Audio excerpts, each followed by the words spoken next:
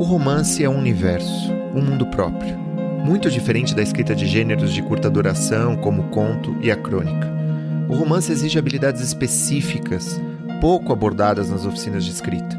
Acredito que se tornar uma romancista ou um romancista implica em desconstruir muitas das coisas que consideramos verdades no universo da escrita. Talvez por isso, 9 entre cada 10 projetos de romance nunca saiam da gaveta. Hoje eu quero te fazer um convite. Eu quero te convidar para o primeiro capítulo, a Semana do Romance. Um evento online, gratuito, onde eu vou te ensinar fundamentos, técnicas e possibilidades deste que é um dos gêneros mais desafiadores da prosa e um dos mais lidos e vendidos em todo o mundo. O evento é para você, mesmo que você nunca tenha publicado uma obra e não tenha ideia daquilo que você quer fazer. Portanto, se inscreva no link da descrição desse episódio e garanta a sua vaga. Toda grande jornada começa com o primeiro passo. Todo grande romance começa com o primeiro capítulo. Hoje eu queria conversar com você sobre o jogo finito e o jogo infinito da literatura. Como que a gente pode pensar grande na hora de escrever e também como que a gente inversamente pode pensar pequeno na hora de escrever. Meu nome é Thiago Novaes, você está no Prelo. E hoje a gente vai falar sobre o jogo finito e o jogo infinito da literatura. Se você não me acompanha ainda, eu queria te fazer um convite para que você se inscreva na Semana do Romance. Primeiro capítulo vai ser semana que vem, começa já na semana que vem. Então, assim, agora, você não tem muito tempo para se inscrever. O link aqui está na descrição do YouTube desse vídeo. E é uma imersão onde a gente vai conversar sobre a escrita do romance e vai praticar. A gente vai ter exercícios e exercitar a nossa escrita com esses exercícios numa comunidade. Tem um negócio bem bacana. Se eu fosse você, eu não perdia. É a última chance que você tem esse ano de começar teu livro com o pé direito dentro de um escopo de uma formação como essa. Tá bom? Então, qualquer conversa sobre o jogo finito e o jogo infinito da literatura. Existe na teoria dos jogos essa noção que foi popularizada por um autor chamado Simon Sinek. O que é o jogo finito? O jogo finito é aquele jogo que tem regras muito bem demarcadas, tem jogadores muito bem definidos, você tem um objetivo, um propósito muito bem definido, e o objetivo do jogo é ganhar o jogo, ou seja, ou uma pessoa, algumas pessoas ganham e o restante perde. Então, por exemplo, você vai jogar uma partida de beisebol, sei lá, de basquete, de futebol, você vai assistir um jogo, um campeonato mundial, né? Tem os ganhadores, tem quem fica em segundo, terceiro lugar e assim por diante. As regras são muito bem claras, embora você possa contestar se um determinado árbitro foi justo ou não. Esse é um jogo finito, né? É um jogo que meio que se esgota, o prazer dele se esgota quando ele meio que termina. É claro que você pode ficar infinitamente conversando sobre o que foi aquele jogo, mas aí a gente já entra numa outra seara, que é o jogo infinito. O que é o jogo infinito? Ninguém ganha no jogo infinito. Não tem vencedores ou perdedores. As regras não estão muito claras num jogo infinito, ou seja, né, você que define as regras, o outro define outras regras, né? A gente joga de acordo com regras distintas, né? O jogo se dá pelo prazer de jogar. O propósito do jogo é continuar jogando, né? O jogo, ele muitas vezes é carregado, imbuído de outros valores. Então, você consegue ver num pátio escolar, numa hora do intervalo, os grupos que estão, vamos dizer, entrosados num jogo finito, onde muitas vezes eles estão discutindo, né? Ah, você pisou, não, você roubou, não, fora, não sei o quê. E quem que tá num jogo infinito. Então, por exemplo, tem um grupo de crianças desenhando, sabe? Ou com uma brincadeira de mímica, alguma coisa nesse sentido. Esse é um jogo infinito. Por que eu tô falando tudo isso? Porque tem gente que encara a literatura como um jogo finito, como se houvesse regras muito fixas, muito demarcadas, e como se a missão fosse publicar o livro, ou ter determinados quantidade de leitores, ou seja, é isso. E é muito interessante porque a literatura não é finita, né?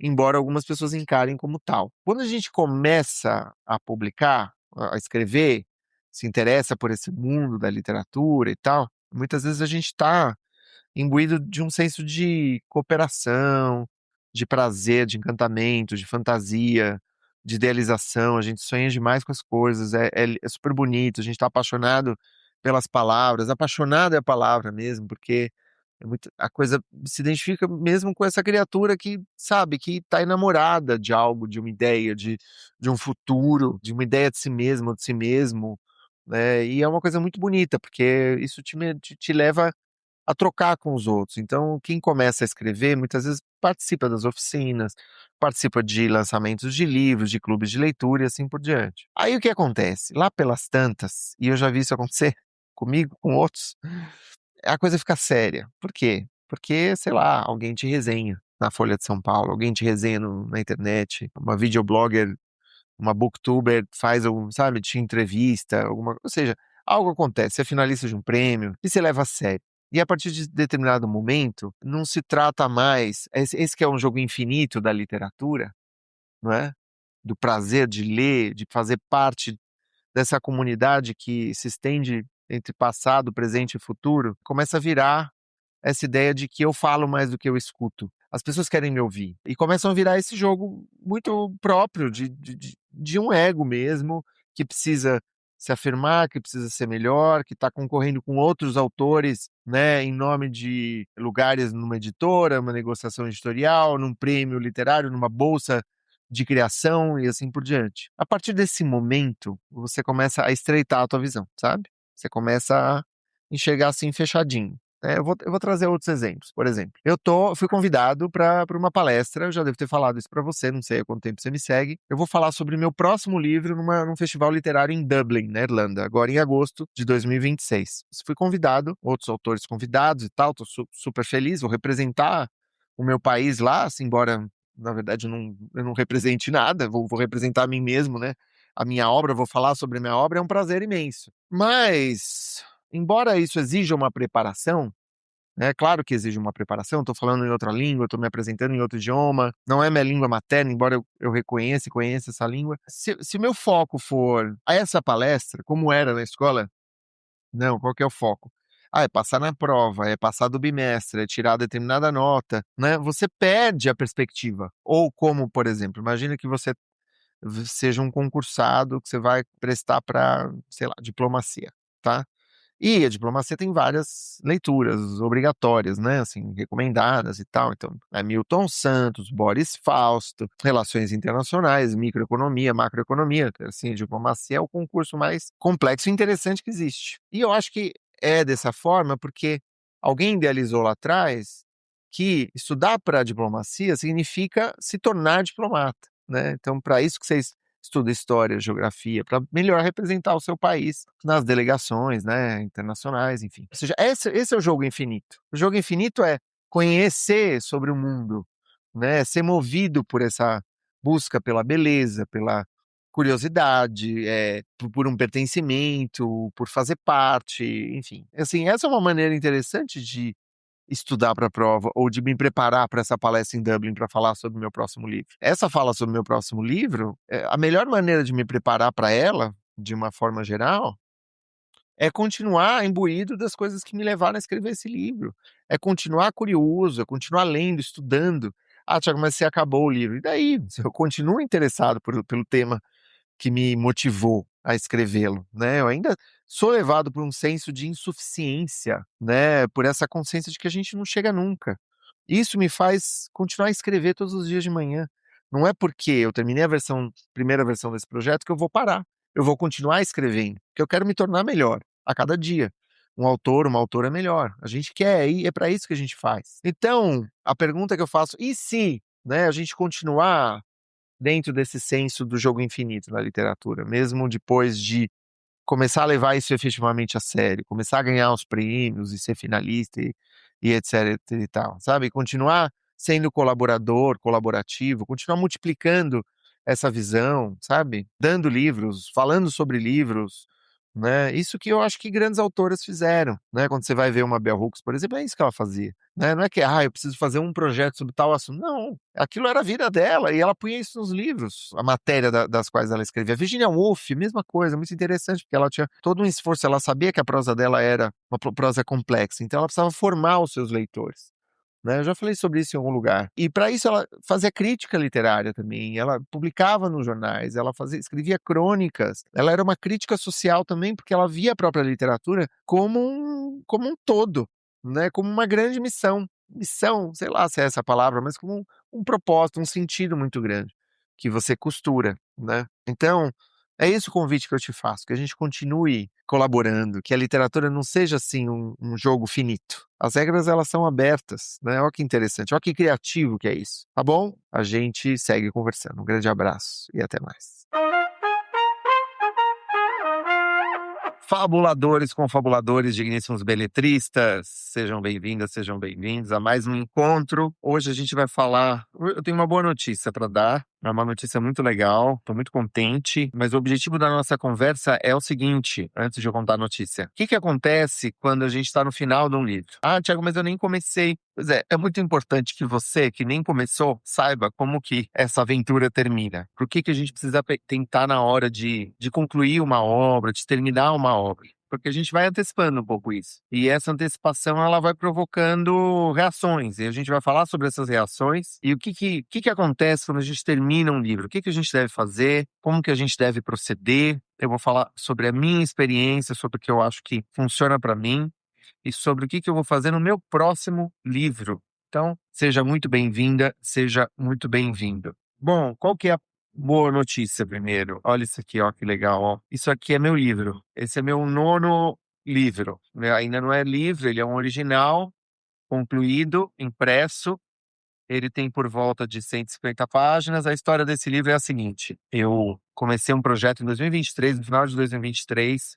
2024 eu engrenei nesse projeto, é uma obra de não ficção, e eu travei, não estava legal. Em 2025, no começo de 2025, ou seja, no começo do ano passado, mais de um ano atrás, eu não conseguia. Os temas que eu abordava nesse livro tocavam em memórias do meu passado que eu não me sentia muito confortável de mexer, sabe?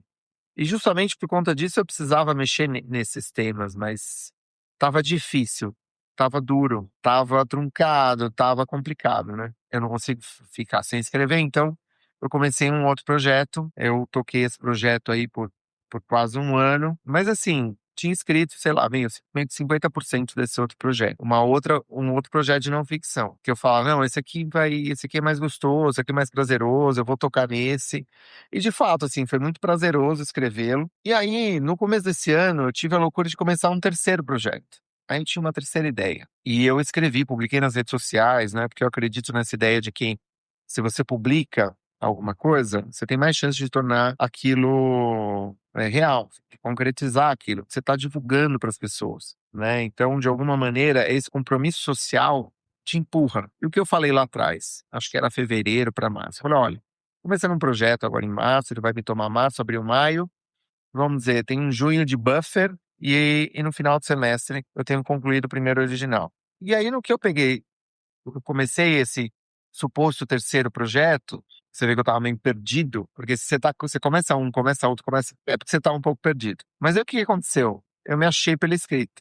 Eu estava escrevendo esse terceiro projeto e eu vi que a cena que eu tinha escrito, né, tinha muito a ver com aquele primeiro original, que comecei em 2023. E eu falei: nossa, eu acho que eu tô pronto para escrever esse livro. Tinha acabado de voltar de uma viagem, estava morando no sul da França, tinha acabado de voltar de uma viagem de Barcelona, de ônibus, sozinho. Tinha tido um encontro muito legal, tem uns amigos lá, passei um tempo com eles, conversei um monte, pensei muito em voz alta com esses meus amigos, e aí foi muito legal, porque eu voltei e aí eu engrenei nesse projeto e retomei esse projeto antigo. Então, isso foi meio que março, sabe? Foi esse vai e vem, foi um mês inteiro meio enrolado por conta disso. Mas o que aconteceu? Eu não parei, né? Eu defini 2 horas de manhã, todos os dias, de segunda a sexta, para escrever. Então, podia começar às 7, terminar às 9 da manhã, podia começar às 6 da manhã, terminar às 8 da manhã. Se eu tinha uma insônia, eu aproveitava essa insônia ou para estudar alguma coisa referente ao livro, ou para revisar o livro, ou para escrever alguma coisa. Embora eu raramente escreva quando eu estou me sentindo muito esgotado, porque eu acho que quando a gente está esgotado, a gente está com um juízo crítico um pouco embotado, né? Então a gente está cansado, sabe? Eu não confio muito nem em revisão feita quando a gente está muito, muito exausto. Mas foram 2 horas todas as manhãs e foi avançando. Então eu escrevi umas 10.000 palavras. Em abril, em maio eu escrevi mais umas 8.000 palavras. E em junho eu já comecei, eu escrevi, mas também já comecei a cortar algumas coisas, então esse número foi inferior, mas eu estava produzindo muito.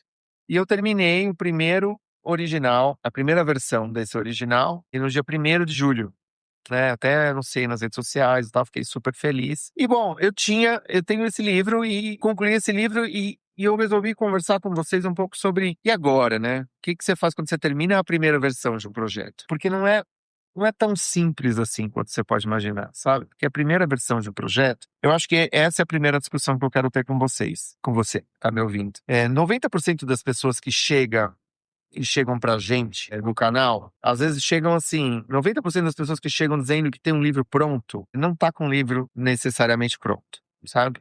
Não tá com o livro pronto, tá com uma primeira versão pronta. E o trabalho é muitas vezes passar por apontar como esse projeto pode ser trabalhado, desenvolvido. Muitas vezes essa pessoa que chega não sabe revisar um livro, né? Sabe escrever, tá muito orgulhoso, com razão, de ter concluído, como eu me sinto bem feliz e realizado de ter, vamos dizer, essa pilhazinha, né?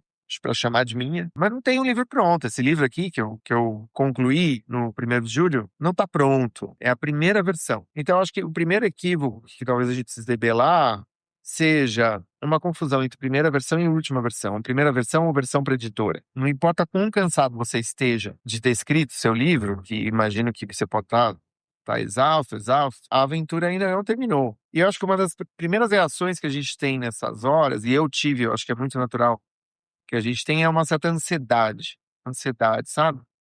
Porque você vai terminando o projeto, sei lá, meio que você vai querendo sair para celebrar, você vai querendo concluir, você vai, sabe? Isso afeta duas coisas. Primeiro, atrapalha na escrita, né? Você está terminando e às vezes você pode se sentir meio apressado, ou você pode estar com dificuldade. A ansiedade, ela cria essa visão de túnel. Então você fica com uma dificuldade de enxergar o teu texto. E é disso que você precisa, né? Muita gente escreve de olhos fechados, assim, né? Ah, não, tomara que seja bom. Sem saber se tá bom, se não tá bom, né? Não adianta, vai ter que abrir os olhos, né? Abrir os olhos para ler o que você tá escrevendo. Primeira versão é isso. Você finalmente descobre o que que é aquilo que você queria escrever, o que que é aquilo que você queria fazer e trabalhar esse material para que esse seja o melhor livro seu, para que seja o seu melhor livro. É o que eu digo, eu não preciso ser perfeito em tudo na vida, eu não sou perfeito em nada. Mas, com certeza, fazendo um omelete, eu faço meio que de qualquer jeito, né? Sabe, eu faço de qualquer jeito. Às vezes eu tô mais inspirado, às vezes eu tô menos, às vezes eu não me sinto exigente na hora de fazer um omelete. Eu sei que tem convidados, eu tenho me proposto a fazer algo muito caprichado e tal, mas em geral, dia a dia. Agora, a minha literatura, ela precisa estar, né? A literatura é aquele lugar, a literatura e talvez os meus relacionamentos, assim, pessoais, sabe, íntimos, assim, é algo que eu falo, não, eu vou cuidar disso. E se eu não cuido, eu fico mal, assim. Eu fico, nossa, putz, eu podia melhorar, vou melhorar, vou melhorar. O livro é a mesma coisa, sabe? Então, primeiro, diferenciar primeira versão das versões subsequentes. Segundo, cuidar dessa ansiedade, porque ela atrapalha a tua escrita e ela atrapalha o teu planejamento. Então, o que que eu faço nessas horas? Eu continuo escrevendo. Imagina que você é um esportista, vamos dizer, um praticante de Aikido. Você vai num campeonato, você viaja, se desloca, tem a prova e tal. A prova muda a tua rotina. Você tem que permitir que ela não mude tanto a sua rotina assim. Então não é porque você concluiu alguma coisa que é um marco especial, importante, é preciso celebrá-lo, mas a gente continua. Então, o que que eu fiz? Eu não parei de escrever todos os dias, 2 horas, das 7 às 9 da manhã. O que que eu tô fazendo? Agora, eu já vou contar o que eu vou fazer, mas eu continuo trabalhando e escrevendo e para me acalmar, porque isso meio que dá uma dimensão mais, sabe, naturaliza um pouco essa conclusão e, vamos dizer, que trata um pouco dessa ansiedade. E o planejamento também é a capacidade de você enxergar para onde o que que você vai fazer agora, como que você vai planejar a sua pré-venda, onde você vai lançar esse livro, qual que é a sua ideia, o que que você vai fazer depois da primeira versão, você vai mandar para alguém, você vai mandar para uma agente literária, você vai mandar para uma editora, você vai mandar para um amigo, você vai mandar para uma leitura crítica, você vai mandar para seus colegas, né, na formação. Então, é isso, assim, você tem que meio pensar com calma, com tranquilidade, com os pés no chão, sabe? Sem desespero. A gente tem muitas vezes desespero para publicar. Então a ideia é ficar calmo, tá? Tem outras orientações muito importantes que eu preciso te dar agora. Uma é isso que eu fiz aqui, ó. A percepção que a gente tem de um livro impresso é muito diferente daquela que a gente encontra numa tela, né? Eu revisar o texto numa tela, do computador, no celular, é uma coisa. Revisar um texto impresso é outra coisa. Muda. Isso está cientificamente comprovado que você enxerga coisas aqui no texto impresso que você não enxerga na tela do computador. Então, a primeira orientação que eu te daria é, em primeiro lugar, é o que eu fiz, né, da semana passada para essa. Dá um descanso, dá uma gaveta, faz outra coisa. Vai escrever sobre outro assunto, ou vai pensar em outra matéria. Então, você para uma semana de escrever o teu projeto, você não olha para ele, deixa ele na gaveta, e depois você imprime, e você vai ler, e vai fazer o seu segundo tratamento do original, que é o momento em que você vai ver o que está faltando, o que está fora de lugar, certo? Assim, tem passagens que você olha, você bate o olho, parece que envelheceu um pouco. Parece que tá meio cansativo, tá meio bobo, pueril. Um adjetivo tá muito redutor, tá reduzindo um personagem, assim por diante. Confia nessa sensação. Essa sensação é valiosíssima. Muita gente pensa, consciente ou inconscientemente, gente, deu tanto trabalho esse parágrafo. Seja, nossa, eu cheguei até aqui, eu não vou mexer. Não, cansei de mexer. Pois é justamente porque você chegou até aqui que você não vai abandonar o trabalho no meio, na metade, entendeu? Você vai terminar esse trabalho. Por mais que você fale, nossa, será que eu consigo melhorar? Consegue, você vai conseguir melhorar.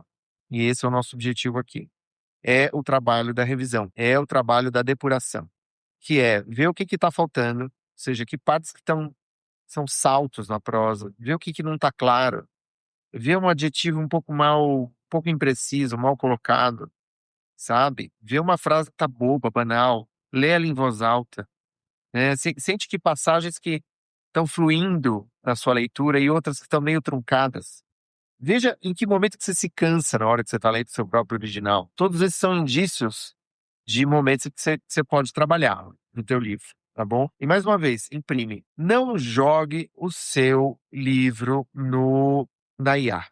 Tá? A gente já falou de IA em outros momentos, mas o que a IA, a IA, lembra das locadoras e de como as locadoras foram abaladas pela pirataria, né? Aí você tinha as fitas alternativas, o filme pirata, né? E ao invés de alugar na locadora, você pagava, né, por uma cópia, às vezes de uma qualidade muito inferior.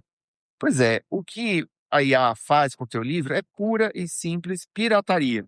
Ela vai chupar o teu livro e vai oferecer isso como base, como respostas como ideias de escrita, sem autoria, evidentemente, para outras pessoas. Ou seja, a pesquisa que você fez, o material que você trabalhou, ela vai sugar isso. Então, no momento em que você joga na IA um livro inédito que não está publicado, né? Você está fazendo a pior coisa que você poderia fazer com o teu livro. Se você está preocupado com, sei lá, né, com qualquer coisa com concernente, isso aconteceu comigo nesse livro, assim, pô, eu estou gostando demais desse livro. Eu vou cuidar dele, entendeu? Então, eu provavelmente vou subir o arquivo na Biblioteca Nacional, que é uma maneira de você registrar os direitos autorais da sua obra, e estão lá, vai ficar lá guardado. Eu posso fazer alterações e o formato final eu vou lá e registro também. Mas essa versão é muito fácil de fazer, a coisa se faz no próprio site da Biblioteca Nacional, você vai lá, registra e fica tranquilo. Mesmo assim, não joga na IA, porque a IA vai piratear, não está nem aí se você subiu na Biblioteca Nacional, que ela disfarça essa pirataria. Então, é um cuidado muito sério que eu acho que a gente tem que ter hoje. Não, não, só esse capítulo. Putz. Assim, cara, não, por favor, não faça isso, tá bom? Você teve todo o cuidado para escrever esse trabalho. Ele é teu. Não deixa nenhum oligarca roubar isso de você. É isso, por favor. E lucrar com isso, inclusive, né? Então é isso. Dá uma semana para o teu texto, imprime. Uma coisa que eu pensei em fazer, não vou fazer agora imediatamente. Manda o teu livro para duas pessoas queridas, sabe? Duas pessoas que gostam de ler, evidentemente, são próximas, são um amigo, uma mãe, um pai, uma tia, alguém que, sabe, que possa ler e possa tecer alguns comentários, dar umas dicas assim, para você não se sentir tão sozinha, tão sozinho. E faz isso, imprime o livro, tira uma cópia, uma ou duas cópias, né, dos seus dois amigos. E manda encadernar e entrega assim, em mãos, ó. Fala, olha, nossa, sabe, eu terminei meu livro, eu queria muito que você lesse. E pergunta pra ele, quando que você acha que você pode ter uma conversa comigo sobre ele? Você topa conversar? Porque porque se só entrega, a pessoa vai, às vezes, levar 2 meses para ler o livro. Você vai ficar assim, você vai se sentir abandonado, rejeitado, e desnecessariamente, porque essa pessoa não tem consciência da pressa ou da vontade sua de ter uma interlocução, sabe? Se você está numa formação, melhor ainda, porque você está no projeto, parcerias, a formação do romance, no caso da formação do romance, e você pode entregar esse livro para os seus colegas, né? Que são essas comunidades que a gente cria na nossa comunidade, que são muito poderosas, assim. Aí, eu vou falar no que eu venho trabalhando, aí é a segunda surpresa. No que eu venho trabalhando, já que eu não estou escrevendo o meu livro. Agora eu já dei uma semana, e essa noite aí, de madrugada, eu me sentei e fui ler o primeiro capítulo, e dei uma rabiscada, assim, mexi, né? Ficou muito claro, assim, algumas coisas que faltam e tal. Então, provavelmente esse primeiro capítulo vai me tomar aí uma semana para na segunda versão, nesse segundo tratamento. É preparar uma fala. Os nossos livros precisam de um papo, sabe? Não precisa ser uma palestra necessariamente, são de um papo planejado, preparado, para que você possa se apresentar num debate, numa conversa, numa entrevista, num canal de literatura, num podcast, num evento literário. De quanto tempo você precisa preparar esse material? Meia hora de fala. Então, o que eu venho fazendo, né, nesses dias em que eu não estou escrevendo meu livro? Eu estou escrevendo sobre a matéria do livro. Esse é um ensaio, uma obra de não ficção. Então, eu estou preparando a minha fala. Eu já fui convidado para um evento. E o bacana é que me convidaram para falar sobre esse livro. Esse evento vai ser na cidade de Dublin, na Irlanda. É um evento literário no Trinity College, que é a universidade, né, da Irlanda, e onde estudaram Oscar Wilde, onde estudou a Sally Rooney, grandes escritores. Aliás, essa ilha pequena, né, que produziu Samuel Beckett, Yeats, Sally Rooney, Anne Wright, Oscar Wilde, como eu mencionei, tantos outros grandes autores, James Joyce, né? Impressionante como uma ilha tão pequena produziu essa literatura, né? E uma literatura tão poderosa, tão potente. E muita gente estudou nessa Trinity College, e é lá que vai ser minha apresentação. E é lá que eu vou falar sobre esse meu livro daqui, assim,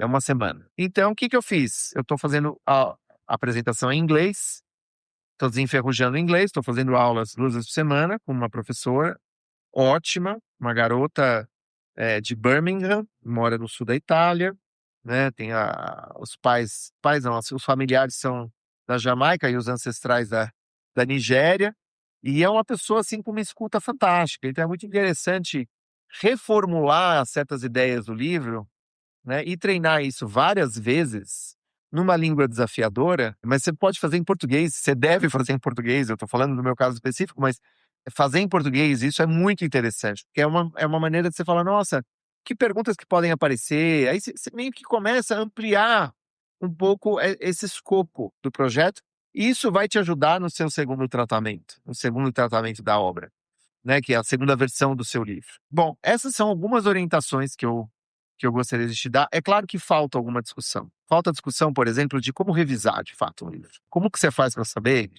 até quando revisar? Que ponto que tá bom? O que você deve preservar para garantir, vamos dizer, a espontaneidade do projeto? E o que você deve deixar de fora, eventualmente, né? O que você deve procurar especificamente no teu livro e que pode ser um problema na hora de apresentar para editores e assim por diante, ou mesmo na hora em que você for ler daqui 1, 2 anos e falar, nossa, por que eu não trabalhei isso? E aí, você tem alguma questão, tem alguma dúvida? Não deixa de comentar aqui embaixo também, se inscreve no canal e a gente se vê também na Semana do Romance. Um grande abraço e até mais. Tchau!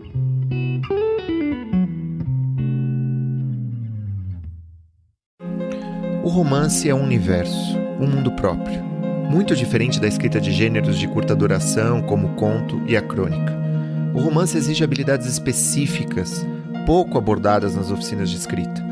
Acredito que se tornar uma romancista ou um romancista implica em desconstruir muitas das coisas que consideramos verdades no universo da escrita. Talvez por isso, 9 entre cada 10 projetos de romance nunca saiam da gaveta. Hoje eu quero te fazer um convite. Eu quero te convidar para o primeiro capítulo, a Semana do Romance. Um evento online, gratuito, onde eu vou te ensinar fundamentos, técnicas e possibilidades deste que é um dos gêneros mais desafiadores da prosa e um dos mais lidos e vendidos em todo o mundo.